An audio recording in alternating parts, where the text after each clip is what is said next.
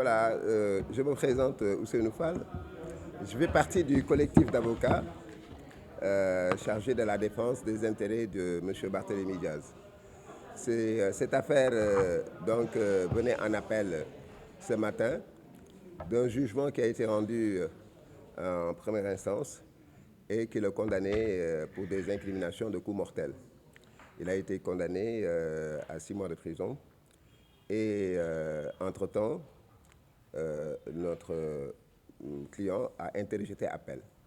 On précise bien que c'est notre client qui a interjeté appel de ce jugement et c'est notre client même qui a tenu à ce que l'affaire ne soit pas renvoyée et que l'affaire soit retenue parce qu'il voulait être blanchi. Cette affaire venait pour la 1e fois devant la cour d'appel et à chaque fois il était le seul à venir se présenter.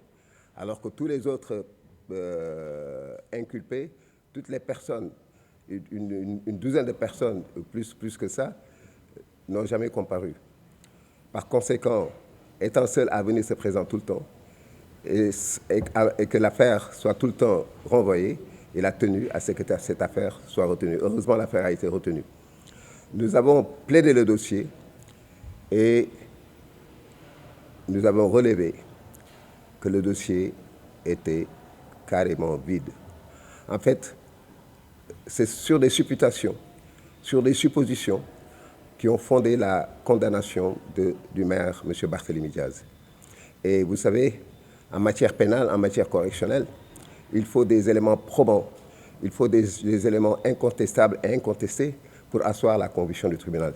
Nous avons eu droit à une présidente de juridiction qui a mené l'audience d'une manière très sereine et mes confrères de la défense qui m'ont précédé ont démonté littéralement l'accusation.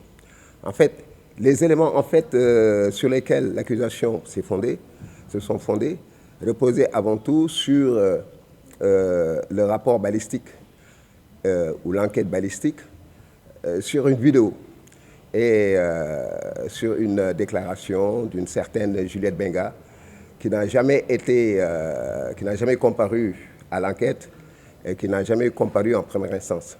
Et tous ces éléments, en fait, n'ont pas pu servir d'indice pour asseoir la culpabilité de Barthélémy Diaz.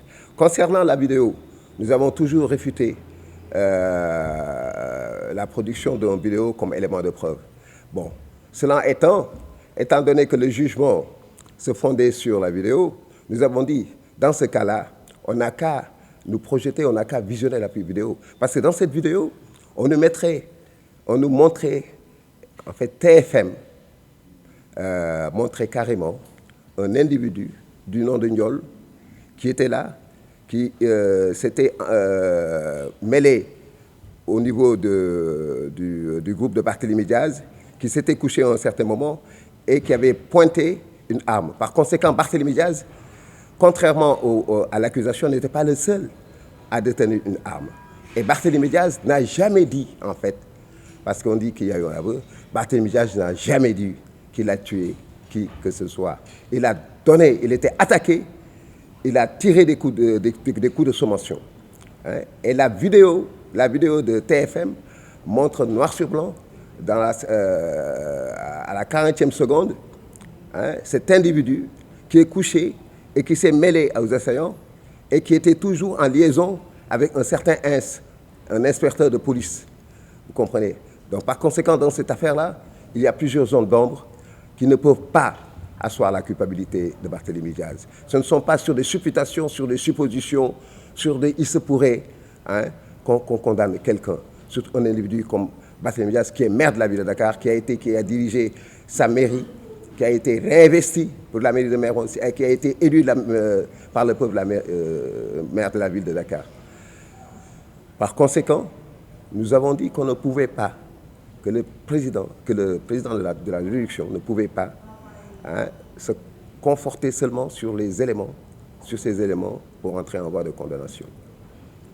Donc voilà, à la suite de cette audience, monsieur le maire Barthélémy Diaz, à qui il revenait de dire le dernier mot, a dit en fait qu'il était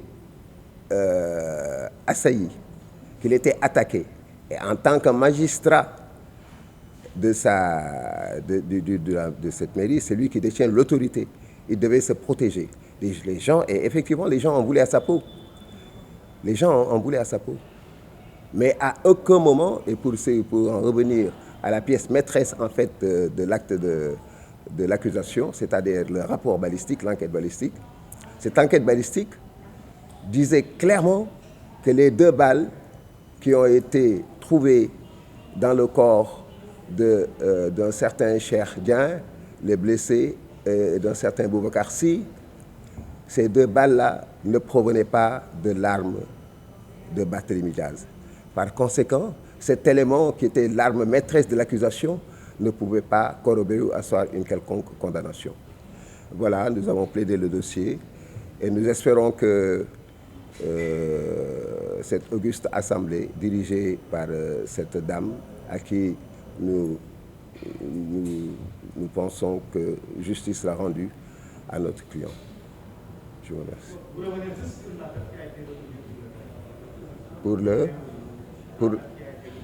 Pour le délibéré. Oui, l'affaire donc a été mise en délibéré pour décision être rendue le 18 mai. Donc dans 2 mois environ, Inch'Allah.